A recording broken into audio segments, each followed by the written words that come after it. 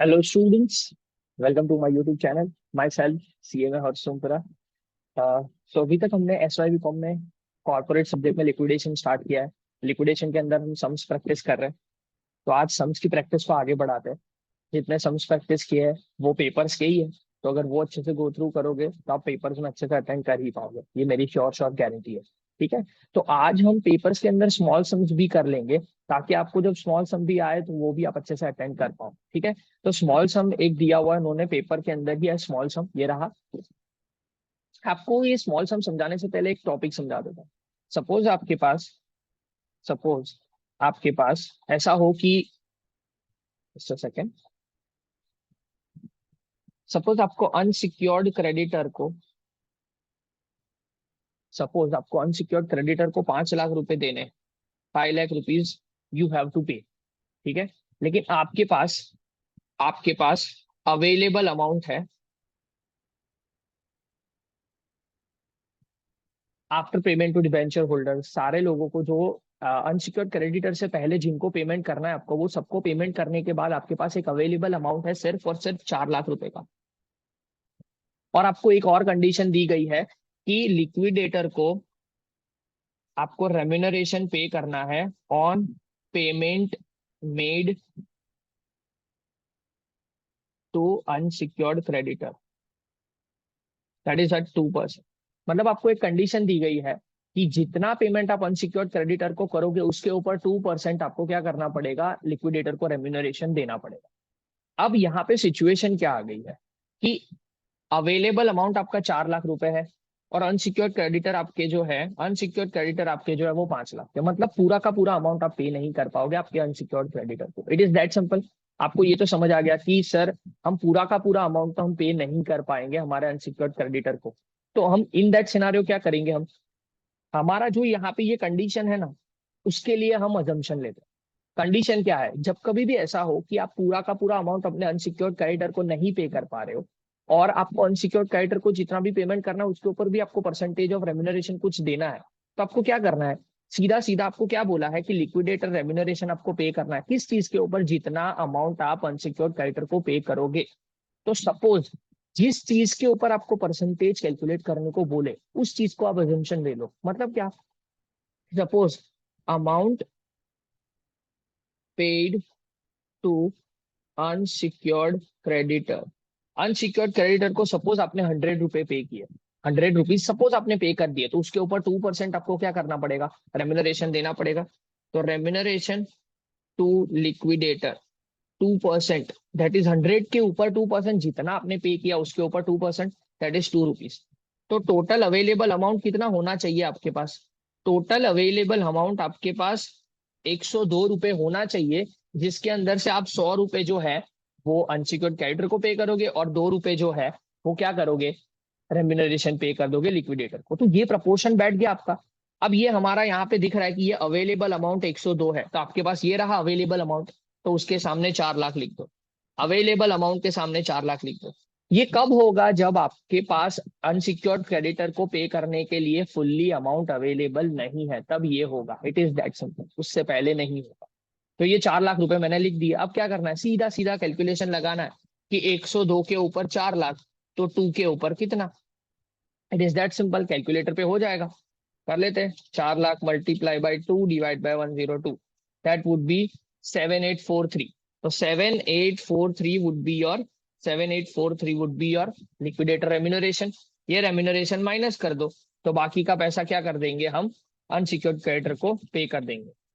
That is 394,392,157। देखो अब आपको चेक करना है, उन्होंने क्या कंडीशन दी थी कि जितना आपने अनसिक्योर्ड क्रेडिटर को पे किया उसके ऊपर 2% पे करना है। तो अनसिक्योर्ड क्रेडिटर को आपने कितना पे किया, 392,157। तो 392,157 के ऊपर 2% करो, मल्टीप्लाई बाय 2%, 7843 आ जाएगा। मतलब आपने अपने कंडीशन तो सेटिस्फाई कर दिया, जितना पेमेंट करना था वो पूरा पेमेंट आपने कर दिया। ठीक है। तो ये पहले आपको मैंने बता दिया, डन। अब हम सम के ऊपर जाते हैं, जो उन्होंने स्मॉल सम पूछा है, बहुत ही इजी सम है। देखो स्मॉल सम है, उन्होंने क्या बोला है, after making payment to the debenture holders, after making payment to the debenture holders the liquidator has balance of 2,06,000। क्या बोला ना, डिबेंचर होल्डर के बाद मतलब अवेलेबल अमाउंट है ये हमारा, यहाँ पे लिख देता हूँ अवेलेबल अमाउंट। कितने रुपए है? 2,06,000। वो मैंने पहले ही बताया कि डिबेंचर होल्डर को पे करने के बाद इतना रुपए बचा है। अनसिक्योर्ड क्रेडिटर 2,50,000 है, बोल दिया अनसिक्योर्ड क्रेडिटर को 2,50,000 पे करना है। The liquidator is to 3% commission on amount to be paid to unsecured creditor, बोल दिया कि अनसिक्योर्ड क्रेडिटर को आप जितना भी अमाउंट पे करोगे ना उसके ऊपर 3% आपको कमीशन देना पड़ेगा। ठीक है, compute liquidator remuneration and amount to be paid to the unsecured creditor, बोल दिया उन्होंने। अब हमारे पास 2,06,000 है और अनसिक्योर्ड क्रेडिटर 2,50,000 है, मतलब अनसिक्योर्ड क्रेडिटर को पूरा का पूरा हम पे नहीं कर पाएंगे, तो हमें क्या करना पड़ेगा, यहाँ पे प्रपोर्शन लेना पड़ेगा। तो अमाउंट पेड अनसिक्योर्ड क्रेडिटर को जो पे करेंगे उसको क्या ले लेंगे हम, 100 रुपीज, जो नीचे मैंने बताया अभी। 100 रुपीज हम पेमेंट ले लेंगे।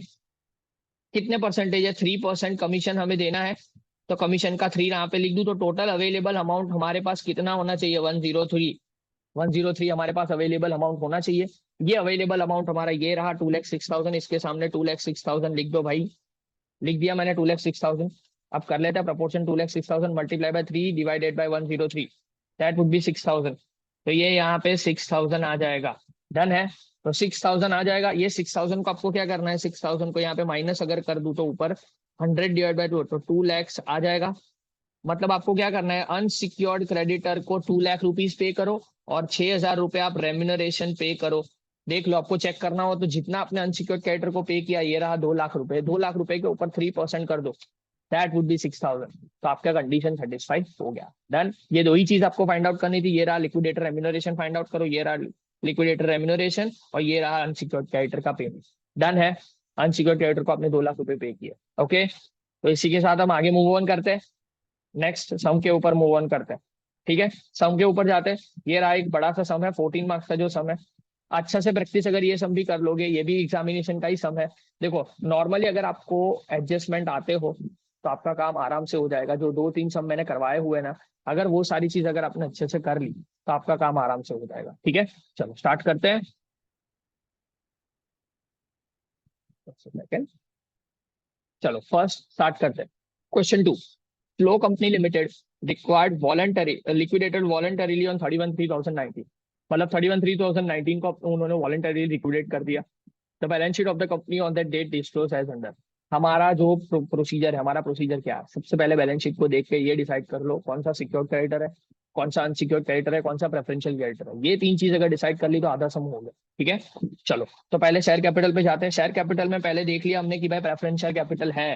ठीक है, फिर उसके पास 2 टाइप के इक्विटी शेयर है। ओके, तो कैपिटल डेफिशिएंसी आ सकती है। ओके, तो 2 टाइप के इक्विटी शेयर है। पहले चेक कर लो कि ये 100 फुल्ली पेड है, ए वाला फुल्ली पेड है, बी वाला जो है वो 100 ईच है, 60 पेड है। मैं मतलब 40 रुपए और मंगवा सकते हैं अगर जरूरत पड़ी तो। ठीक है, ओके ये समझ आ गया। फिर नॉन करंट लाइबिलिटी में लॉन्ग टर्म बोरोइंग्स है, ये तो डिबेंचर होल्डर्स है। ठीक है, डिबेंचर होल्डर तो डिबेंचर के होल्डर्स के उसमें जाएगा। मोर्गेज लोन और मोर्गेज लोन, मोर्गेज वाली जितनी भी चीज हो वो कहाँ पे जाती है, मोर्गेज वाली जितनी भी चीज हो वो फुल्ली सिक्योर्ड क्रेडिटर में जाता है। तो यहाँ पे लिख देते हैं हम fully secured creditor, fully secured creditor. ठीक है, फुल्ली सिक्योर्ड क्रेडिटर आ जाएगा। ठीक है, current liability trade payable, current liability में ट्रेड पेएबल, ट्रेड पेएबल में क्रेडिटर्स है। क्रेडिटर्स के लिए अगर कुछ नहीं बोला हो, ये मैंने ऑलरेडी बता चुका हूँ, क्रेडिटर्स के लिए अगर कुछ नहीं बोला हो तो that would go under unsecured creditor. Done, ये अनसिक्योर्ड क्रेडिटर में जाएगा। फिर अदर करंट लायबिलिटीज में, अदर लायबिलिटीज में देखो अदर लायबिलिटीज में कुछ ना बोला हो, अगर कुछ ना बोला हो तो अनसिक्योर्ड में जाएगा। लेकिन अगर एडजस्टमेंट में कुछ बोला होगा तो फिर इन दैट सिनारियो उसके हिसाब से हमें प्रेफरेंस और उसके हिसाब से जो भी एडजस्टमेंट करना हो वो हम कर लेंगे। ठीक है, फिर outstanding interest on debenture, outstanding interest on debenture that would go under debenture. ठीक है, वो डिबेंचर के हेड में ही जाता है। Short term provision, provident fund हमेशा प्रेफरेंशियल क्रेडिटर में जाता है, ये ऑलरेडी वी हैव डिस्कस्ड। ठीक है, तो हमारा अदर लायबिलिटीज बाकी है, उसके लिए अगर एडजस्टमेंट कुछ होगा तो हम देख लेते हैं। ठीक है, तो इतनी चीज हमने डिसाइड कर ली। फिर आगे बढ़ते हैं। कैश का बैलेंस कुछ दिया हुआ है, हाँ 2,47,500 कैश का बैलेंस दिया, तो जब भी हम सम को स्टार्ट करेंगे तो कैश बैलेंस ऑलरेडी लिख देंगे। डन, चलो आगे बढ़ते हैं। डिबेंचर वर पेड ऑन 30/4/2019, इसका मतलब क्या, इनडायरेक्टली ये बताना चाहते हैं कि अगर आपने बैलेंस शीट डेट से पीछे अगर आगे थोड़ा डेट लेके गए हो तो interest till date of payment आपको पे करना है। डन, तो हमारी बैलेंस शीट डेट कौन सी है, 31/3/2019 की हमारी बैलेंस शीट डेट है। हाँ जी, 31/3/2019 की ही हमारी बैलेंस शीट डेट है। तो हम क्या करेंगे, हमने पे कब किया, 34/2019 को हमने पे कब किया, 34/2019 को पे किया है। इसका मतलब क्या, हमने 1 महीना एक्स्ट्रा लिया, 1 month extra interest till date of payment. Done, आएगा। फिर other liability included as under, other liability में क्या आ जाएगा? अदर लाइबिलिटी देख लो, मैंने बोला ऊपर कि अदर लाइबिलिटी अभी नहीं लिखते हैं, अगर एडजस्टमेंट में कुछ होगा तो उसके हिसाब से हम एडजस्ट करेंगे। अदर लाइबिलिटी में क्या आएगा पहले वो देख लेते हैं। Other liability includes income tax for the year ended 31/3/2018 and 31/3/2019 is as 67,500 and 45,000 respectively. अब पहले देख लेते हैं हमारा करंट ईयर कौन सा है। देखो बैलेंस शीट डेट है 31/3/2019। इनकम टैक्स मतलब क्या? Government dues. गवर्नमेंट ड्यूज के लिए मैंने आपको बोला था वो प्रेफरेंशियल क्रेडिटर में आता है गवर्नमेंट ड्यूज, लेकिन पास्ट 12 मंथ्स का, पिछले 12 महीने का जो टैक्सेशन होगा वो हमारा क्या हो जाएगा? गवर्नमेंट ड्यूज का प्रेफरेंशियल में आएगा। उससे पहले वाला कहाँ पे चला जाएगा? उससे पहले वाला चला जाएगा प्रेफरेंशियल, उससे पहले वाला चला जाएगा अनसिक्योर्ड में। डन है। तो अब यहाँ पे पहले वो करते हैं। सबसे पहले ये 45,000 वाला जो है, ये उन्होंने बोला है कि 31/3/2018 एंड 31/3/2019। हमारा करंट ईयर ये रहा, करंट ईयर का क्लोजिंग डेट ये रहा 31/3/2019। तो पिछले 12 महीने का टैक्स, ये जो 45,000 है ना करंट ईयर का, ये प्रेफरेंशियल क्रेडिटर में जाएगा और ये जो है अनसिक्योर्ड क्रेडिटर में जाएगा। ये कहाँ पे जाएगा? अनसिक्योर्ड क्रेडिटर में चला जाएगा 67,500 रुपीज। डन है। जो उन्होंने बोल दिया है कि 67,500 rupees would go under unsecured creditor. Indirectly ये बता दिया। हमारा करंट ईयर का एंड अभी भी बता रहा हूँ 31/3/2019 है करंट ईयर का एंड, तो पिछले 12 महीने का जो भी टैक्स होगा वो इसमें जाएगा प्रेफरेंशियल क्रेडिटर में, और उससे पहले वाला जो भी होगा वो अनसिक्योर्ड क्रेडिटर में जाएगा। अब आता है bill for water and electricity. देखो अब यहाँ पे आपको बोलोगे कि सर बिल जो है वो गवर्नमेंट ड्यूज है, ऐसा नहीं है। ठीक है, water and electricity preferential creditor के लिए मैंने जो लिस्ट दिया है उसके अलावा कोई भी चीज दिखे तो वो अनसिक्योर्ड क्रेडिटर में आपको डाल देना। It is that simple. तो bill for water and electricity would go under unsecured creditor. फिर डायरेक्टर फीस, देखो directors can not be considered as an employ. ठीक है, एम्प्लॉय की सैलरी अगर हो तो हम डालेंगे प्रेफरेंशियल क्रेडिटर के अंदर। ये डायरेक्टर्स का फीस है, तो it can not be considered as worker, he can not be considered as worker और he can not be considered as employ. तो हम यहाँ पे डालना पड़ेगा डायरेक्टर्स फीस। तो डायरेक्टर्स फीस जो है वो किस में जाएगा? अगेन अनसिक्योर्ड क्रेडिटर में जाएगा। And salary of 6 clerk for last 2 months monthly 22,500। ये थोड़ा ट्रिकी है, ये थोड़ा इंपॉर्टेंट है। सैलरी ऑफ 6 क्लर्क, क्लर्क है, क्लर्क मतलब एम्प्लॉय। एम्प्लॉय की सैलरी हो तो वो कहाँ पे जाता है? प्रेफरेंशियल क्रेडिटर में जाता है, लेकिन उसके लिए भी रूल्स उन्होंने बोले हैं कि इस हिसाब से रूल्स आपको फॉलो करने हैं। तो we would follow the rules, we would follow the rules. तो हम रूल्स को फॉलो करते हैं। रूल्स को फॉलो करने के लिए रूल्स पहले पता होना चाहिए। तो रूल्स क्या बोले हैं उन्होंने, चलो पहले रूल्स लिखते हैं। क्या बोला है उन्होंने रूल के अंदर? उन्होंने रूल के अंदर बोला है, just a second, 4 month, 4 month की सैलरी, सिंपल है। 4 मंथ की सैलरी, एक्चुअल सैलरी जितनी पे करनी बाकी है, ये पर एम्प्लॉय हम देखते हैं। हाँ, पर एम्प्लॉय ये मैंने ऑलरेडी बता चुका हूँ। 4 मंथ की सैलरी एक्चुअल या तो 20,000 विच एवर इज लोअर, ये हम लेते हैं। चलो 4 मंथ की सैलरी। अब यहाँ पे जो चीज बोली है, सैलरी ऑफ 6 क्लर्क, 6 क्लर्क की सैलरी है फॉर 2 मंथ्स। मतलब क्या बोला है उन्होंने कि 6 क्लर्क की 2 महीने की सैलरी हमें उनको पे करना बाकी है। हमें उनको पे करना बाकी है 2-2 महीने की सैलरी। पर मंथली 22,500 है, मतलब एक बंदे की 1 महीने की सैलरी 22,500 है, ये वो हमें बताना चाहते हैं। ओके, तो 1 महीने की सैलरी 22,500, तो 4 महीने की सैलरी कितनी? एक बंदे की 1 महीने की, हाँ शांति से सुनना, पर एम्प्लॉय एक बंदे की 1 महीने की सैलरी 22,500 है जो उन्होंने बताई हुई है। 4 महीने की कितनी? मल्टीप्लाई बाय 4 कर देते तो 90,000 आ जाएगा। 4 महीने की सैलरी एक बंदे की 90,000। एक्चुअल कितना पे करना हमें बाकी है उनको? तो 2 महीने की सैलरी हमें एक्चुअली पे करना बाकी है ना, 2 महीने की। तो 2 महीने की सैलरी निकालते हैं, 22,500 एक मंथ की, तो 2 महीने की कितनी हो जाएगी? Multiply by 2, that is 45,000। 45,000 and 20,000 तो स्टैंडर्ड है, तो दैट वुड गो अंडर। तो ये विच एवर इज लोअर में आ जाएगा, विच एवर इज लोअर में आ जाएगा। तो हमारा which ever is lower what? 20,000। तो 20,000 रुपए जो है, 20,000 रुपए जो है वो एक स्टैंडर्ड लिमिट है। 20,000 रुपए जो है एक स्टैंडर्ड लिमिट है, यहाँ पे बोल दिया विच एवर इज लोअर, तो 20,000 पर employ. 20,000 rupees would go under preferential creditor, और उससे अबव जितने रुपए है वो कहाँ पे चले जाएंगे? अनसिक्योर्ड क्रेडिटर में। तो अब हम लिखते हैं कितना टोटल पेमेंट करना बाकी है। तो कैसे निकलेगा? 22,500 रुपए एक महीने का है, वैसे 2 महीने है। टोटल पेमेंट लिख देता हूँ। टोटल पेमेंट कैसे आएगा? टोटल पेमेंट हमें कितना करना बाकी है कैसे निकलेगा?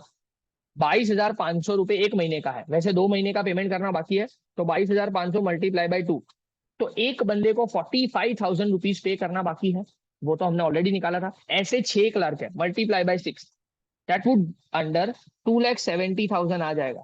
2,70,000 टोटल हमें पे करने हैं, उसमें से प्रेफरेंशियल क्रेडिटर कितने हो जाएंगे? एक बंदे का 20,000 रुपए का प्रेफरेंशियल क्रेडिटर हो गया, एक बंदे का 20,000 का प्रेफरेंशियल क्रेडिटर हो गया, ये रहा हमने निकाला, मल्टीप्लाई बाई ऐसे 6 क्लर्क, तो 20,000 multiply by 6, that would go under preferential creditor. 1,20,000 would go under preferential creditor.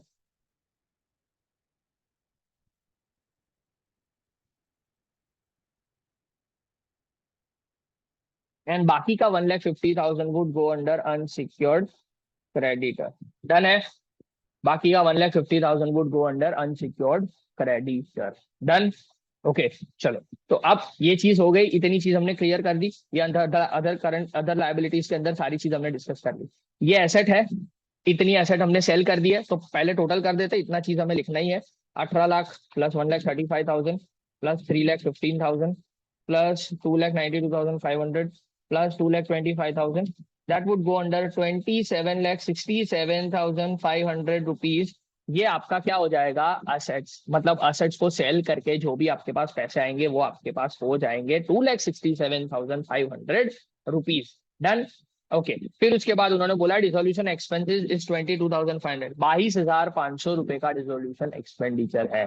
ठीक है, 22,500 रुपए का क्या है आपका डिसोल्यूशन एक्सपेंडिचर, तो वो तो डिसोल्यूशन का एक्सपेंडिचर लिक्विडेशन में चले जाएगा। Liquidation remuneration is payable of 4% on amount of assets realised by him. ठीक है, 4% ऑफ असेट्स, तो जितना ये अमाउंट रियलाइज हुआ है उसके ऊपर 4%, मल्टीप्लाई बाय 4% कर दे, multiply by 4%, that is 1,10,700 rupees जो है वो क्या करेगा? पे करना है हमें उनको। And 2% on amount paid to unsecured creditor excluding preferential creditor, all assets including mortgage are sold out by liquidator. ठीक है, लिक्विडेटर ने ही सेल आउट किया है, वो तो कोई बात नहीं। 2% on amount paid to unsecured creditor को भी जितना पेमेंट हम करेंगे उसके ऊपर भी 2% लिक्विडेटर को चाहिए। ठीक है, वो भी हम कर लेंगे जब अनसिक्योर्ड को पे करेंगे। ठीक है, बाकी बोला है कि लिक्विडेटर का स्टेटमेंट बनाओ। ठीक है, सारी चीज हम डिस्कस कर चुके हैं, अब सब लिखना ही बाकी है। चलो लिखना स्टार्ट करते हैं। अब सबसे पहले हमें क्या लिखना है? सबसे पहले हम क्या लिखेंगे? सबसे पहले हम लिखेंगे कि कैश में क्या बैलेंस आएगा। कैश में बैलेंस क्या है हमारे पास वो लिखते हैं। तो कैश का बैलेंस हमारे पास 2,47,500 रुपीज पड़ा हुआ है, तो पहले वो लिख देते हैं 2,47,500 रुपीज। वो राइट इट डाउन, 2,47,500 रुपीज।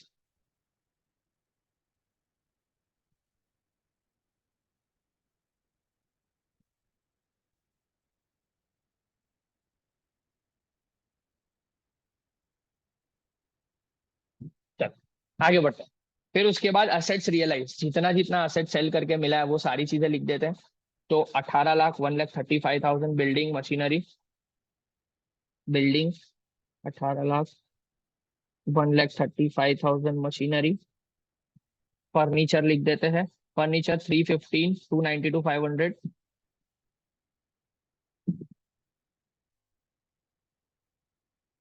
292, 500, फिर 225, 225। ठीक है, ये पूरा हमने असेट्स को रियलाइज कर दिया। अब सिक्योर्ड क्रेडिटर को पे करते हैं। सबसे पहले हमारा पेमेंट की बारी आती है, तो सिक्योर्ड क्रेडिटर जो जो सिक्योर्ड क्रेडिटर है पूरा का पूरा पे करना पड़ेगा। देखो सिक्योर्ड क्रेडिटर है कितने, पहले हम लायबिलिटी साइड पे जाते हैं, सिक्योर्ड क्रेडिटर को हम पहले ढूंढते हैं। तो सिक्योर्ड क्रेडिटर हमने ऑलरेडी डिसाइड कर चुके हैं, तो सिक्योर्ड क्रेडिटर कितना है ये रहा, मॉर्गेज वाले जितने भी है वो सिक्योर्ड क्रेडिटर है। कितना कितना पे करना है? 360 और 1,12,500, ये फुल्ली सिक्योर्ड क्रेडिटर है, मॉर्गेज किया हुआ है इसी वजह से।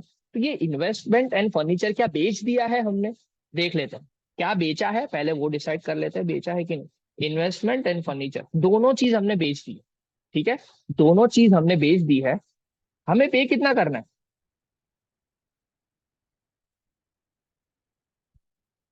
हमें पे कितना करना है? 360 एंड 1,12,500 हमें पे करना है। भले भले रियलाइज कितना भी हुआ हो, भले ही रियलाइज कम से कम हुआ हो, कोई फर्क नहीं पड़ता। ठीक है, रियलाइज देखो, अगर आपने पैसे कितने कमाए हैं 135 और 3,15,000, कोई फर्क नहीं पड़ता, जितना पेमेंट हमें करना है वो हमें पूरा ही करना पड़ेगा। तो हम टोटल कर लेते हैं, मैं टोटल लिखवा देता हूँ। क्या करना है? दोनों चीज का टोटल हमें इतना तो करना ही पड़ेगा एनी हाउ।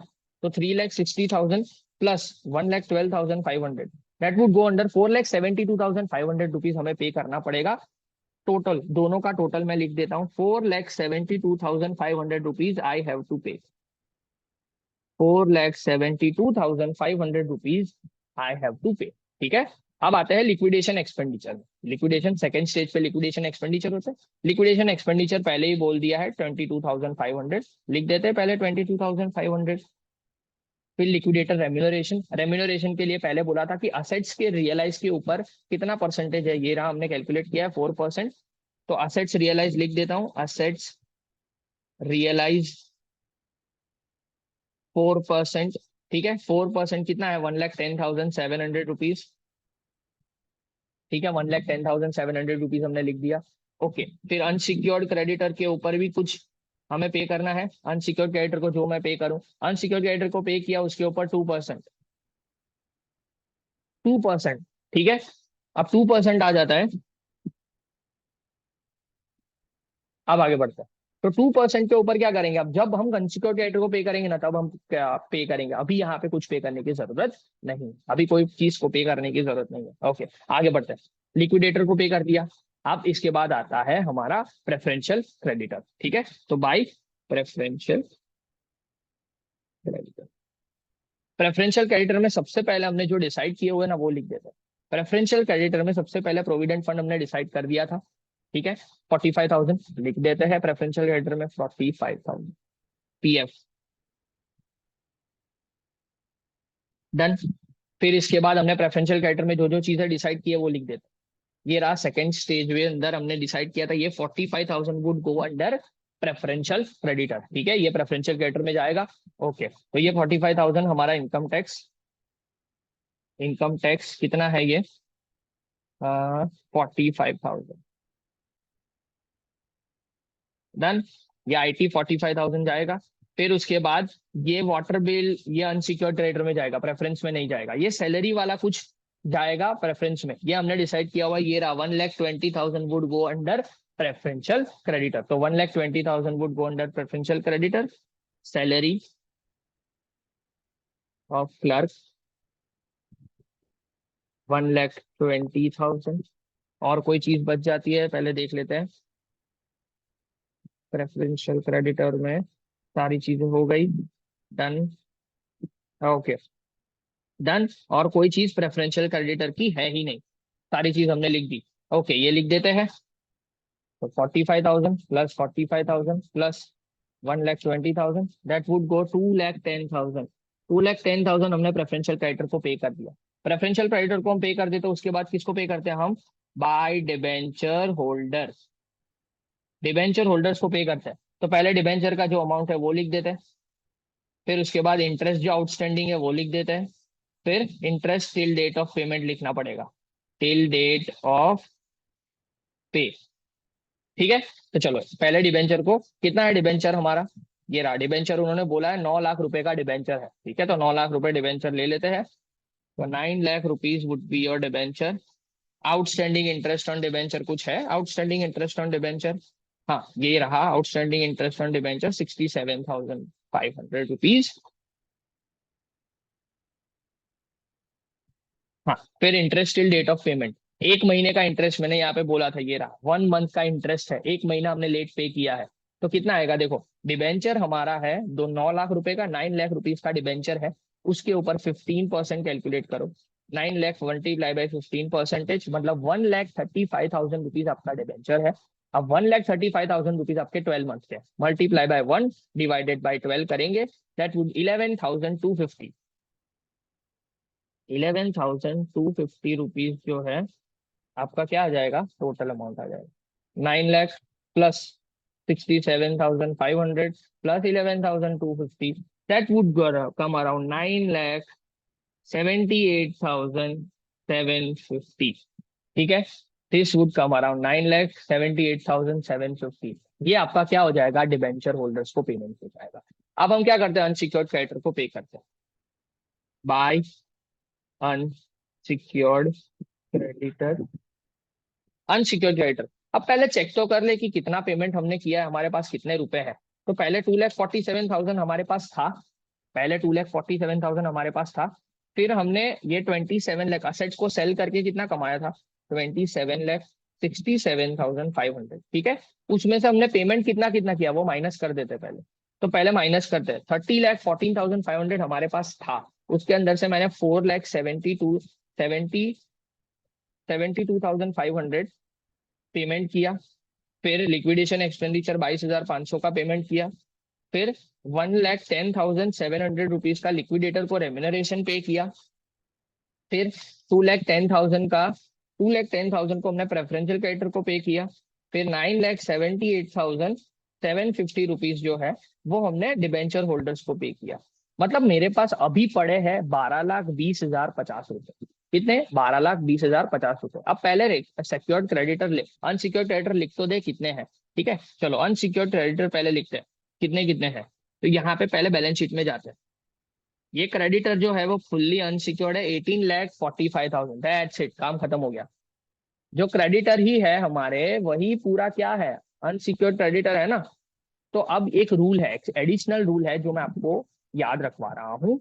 अब देखो हमारे पास बट ऑब्वियस है कि हमारे पास क्या है कि पेमेंट के लिए 18,45,000 रुपीज तो क्रेडिटर को ही पे करने, पर हमारे पास 12,20,050 रुपए ही है।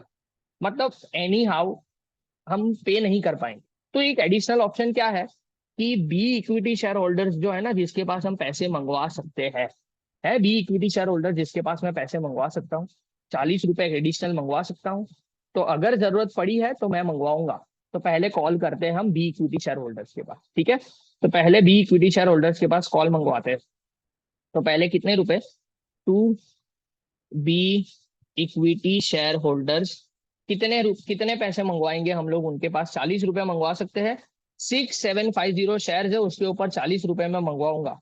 6,750 share multiply by 40 rupees, 6,750 multiply by 40 rupees, that would come around 2,70,000। तो 2,70,000 रुपीज आप उसके पास मंगवा सकते हो। इससे ज्यादा मंगवा नहीं सकते करंटली। करंटली हाँ, करंटली इससे ज्यादा मंगवा नहीं सकते। अब करंटली भी 2,70,000 भी आपके पास अगर आ गए, अगर 2,70,000 भी आ गए तो भी आप अनसिक्योर्ड को पूरा का पूरा पेमेंट नहीं कर पाओगे। आपको देखना है तो अभी मैं कैलकुलेशन बता देता हूँ कि अनसिक्योर्ड को पूरा पेमेंट नहीं कर पाओगे।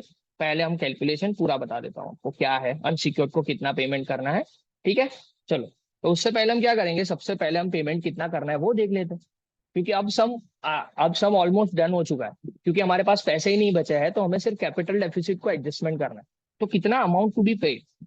तो अब पहले हम क्या करते हैं कि अमाउंट अवेलेबल पहले तो लिख देता हूं मैं, sorry, amount to be paid, कितना पे करना बाकी है। तो अनसिक्योर्ड क्रेडिटर को डायरेक्टली, अनसिक्योर्ड क्रेडिटर जो है उसके अंदर क्रेडिटर का अमाउंट है, क्रेडिटर का अमाउंट है 18,45,000 रुपीज, 18,45,000 रुपीज क्रेडिटर का अमाउंट है, ठीक है, वो कर दिया।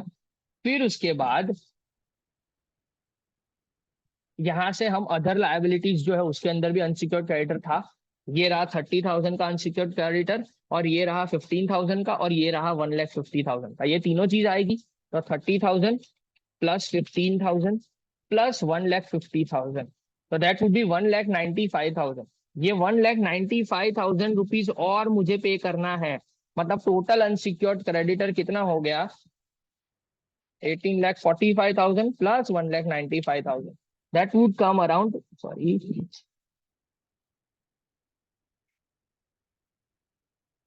1,50,000, 1,95,000, sorry, 1,50,000 plus 30,000 plus 15,000, that would come around 1,95,000. 1,95,000 plus 18,45,000, that would come around 20,40,000। ठीक है, हमें पे करना है अनसिक्योर्ड क्रेडिटर को 20,40,000। अब जब कभी भी ऐसा हो कि आपके पास अमाउंट हो जाए, सपोज आपके पास इतना पैसे पे करना है, आपके पास इतना अमाउंट तो है नहीं, अभी हमने कैलकुलेट किया कि अमाउंट अवेलेबल, अवेलेबल कितना था करंटली, बिफोर हमने कॉल अप किया उससे पहले कितना अमाउंट पे करना बाकी था। तो कॉल अप किया उससे पहले हमारा पेमेंट करना बाकी था सपोज आपको बोलूं कॉल अप करने से पहले आपका अमाउंट पे करना बाकी था 2,47,500 प्लस 27,67,500। उसके अंदर से हमने सारे पेमेंट को माइनस किया, minus 4,72,500 minus 222,500 minus 2,10,000 minus 9,78,750 is equal to, तो 1,33,000 13,31,250 इतना हमारे पास अमाउंट बच रहा है। 13,31,250। Just a second, just need to check it once.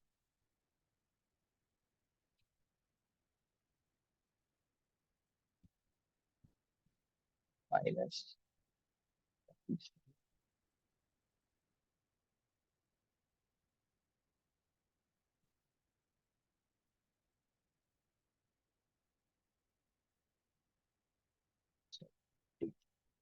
12 lakh, sorry एक चीज माइनस करना रह गया था, सेकेंड।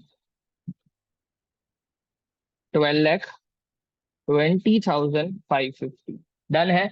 इतने रुपए है, 12,27,500 रुपीज। अब क्या करना है, इसके अंदर हम ऐड कर देते हैं जितने हमने बी के पास से मंगवाया, बी इक्विटी शेयर होल्डर।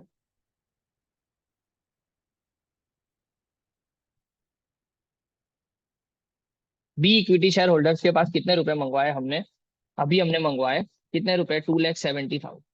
तो 2,70,000 रुपीज अगर हमारे पास आ जाए, 12,20,550 plus 2,70,000, that would come around 14,90,550। अब देख लो आपके पास करंटली हो गया काम। मैंने आपको क्या बताया था एक चीज, कि अगर आपकी अनसिक्योर्ड क्रेडिटर की लायबिलिटी जो है, अनसिक्योर्ड क्रेडिटर की जो लायबिलिटी है, अगर आप उतना पैसा नहीं दे पाओगे, अमाउंट अवेलेबल कितना है आपके पास, 14,90,550। अब एक रूल एक्स्ट्रा है कि अगर आपके पास आपकी जो लायबिलिटी है अनसिक्योर्ड क्रेडिटर की, उतने पैसे अगर आपके पास नहीं है, उतने पैसे अगर आपके पास नहीं है, तो आप क्या करोगे, आप interest till date of payment नहीं पे करोगे, not to be paid in debenture. ये एक एक्स्ट्रा रूल है कि अगर आपके पास अनसिक्योर्ड क्रेडिटर को पे करने के लिए पैसे नहीं है, क्या बोल रहा हूं, अनसिक्योर्ड क्रेडिटर को जितना पे करना है उतने पैसे आपके पास नहीं है, तो आप interest till date of payment pay नहीं करोगे। तो इसका मतलब क्या हो गया, आपका जो interest till date of payment जो है ना 11,250, वो आपको पे नहीं करना है। 11,250 आपको पे नहीं करना है, तो उतने रुपए हमारे पास एक्स्ट्रा बच जाएंगे। 9 lakh plus 67,500, that would go around, ये आपको पे नहीं करना है 11,500, तो यहाँ पे करेंगे 9,67,500। क्यों, क्योंकि आप आउटसाइड लायबिलिटी को पे नहीं कर रहे हो, ये कंपनीज एक्ट का रूल है, ये मैंने आपको बता दिया। ठीक है, तो अब आपको क्या करना है, आपके पास सिर्फ अमाउंट बढ़ जाएगा 11,000, जो भी हमारा इंटरेस्ट था, कितना इंटरेस्ट था, 9 लाख के ऊपर 15%,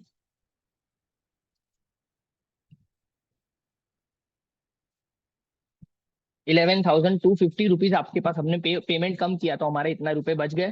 ठीक है, तो इतने रुपए बच गए तो मैं ऐड कर देता हूँ इतने रुपए, तो यहाँ पे ऐड कर देता हूँ 11,250 रुपीज प्लस 11,250 रुपीज, इतना रुपए हमें पे नहीं करने थे, तो ये भी ऐड कर देता हूँ 12,20,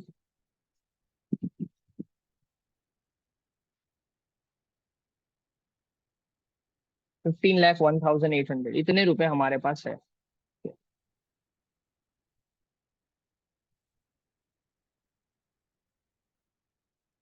15,01,800 रुपीज हमारे पास है। अब हमने अभी एक स्मॉल सम किया था जिसके अंदर यही सिचुएशन थी कि हमारे पास प्रेफरेंस शेयर होल्डर्स को, मतलब डिबेंचर होल्डर्स को पे करने के बाद हमारे पास कितने रुपए हैं, ये रहा 15 लाख, सॉरी 15,01,800 रुपीज है, which is less than the amount should be paid to unsecured creditor. और आपको रेम्यूनरेशन भी कितना पे करना है, उन्होंने बोल दिया कि 2% रेम्यूनरेशन आपको पे करना है और अमाउंट पेड। तो हम क्या कर देंगे, क्या करेंगे कि amount paid to unsecured creditor 100 rupees लिख दूं, उसके ऊपर रेम्यूनरेशन कितना 2% है, तो 2, तो टोटल अमाउंट अवेलेबल कितना होना चाहिए हमारे पास, 102 होना चाहिए। ठीक है, अब 102 के सामने अमाउंट अवेलेबल लिख देता हूँ, 15,01,800। उसके अंदर से हम कर लेते हैं 15,01,800 multiply by 2 divided by 102, that would be 29,447। तो यहाँ पे लिख देते हैं 29,447। हम क्या करेंगे, लिक्विडेटर को रेम्यूनरेशन पे करेंगे और वो माइनस कर देते हैं 15,01,800 माइनस 29,447, तो 14,72,353।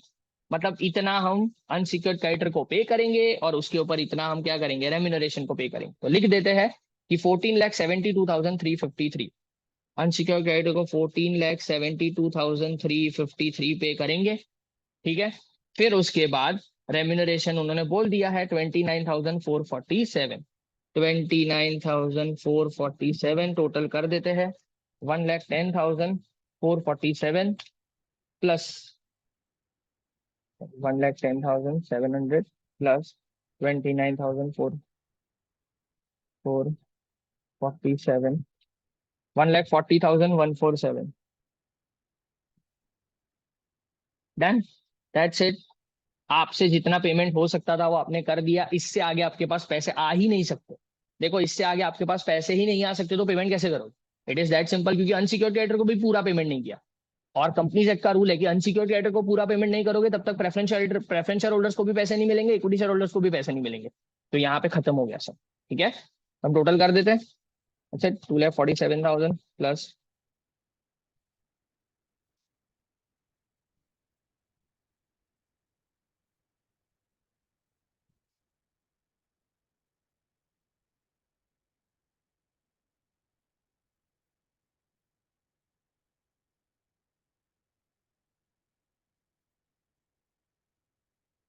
ये बहुत ही इंपॉर्टेंट सम है, इसको 2-3 बार गो थ्रू करना, मैंने क्या क्या चीजें की है, कैसे अप्लाई किया है चीजों को, तब जाके आपको रियलाइज हो जाएगा। अगर ये सब अच्छे से आपने गो थ्रू कर लिया तो आपको इस चैप्टर का 90% क्लियरेंस आ जाएगा कि आपको क्या करना है और कैसे करना है। ठीक है, सो अगले लेक्चर में एक और सम के साथ आऊंगा, और अब एक और सब्जेक्ट भी स्टार्ट करेंगे हम लोग नेक्स्ट लेक्चर के अंदर। Thank you so much, we shall meet in the next lecture. Thanks a lot, and it is a request from my side कि आपको अगर हेल्पफुल है ये वीडियोस तो आप प्लीज शेयर करो अपने दोस्तों के साथ, अपने अदर फेलो स्टूडेंट्स के साथ। ये चैनल को शेयर करो, लाइक करो और सब्सक्राइब करो, ताकि और मुझे मोटिवेशन मिले आपको हेल्प करने का। Thanks a lot, it means a lot that you are watching my videos. Thank you.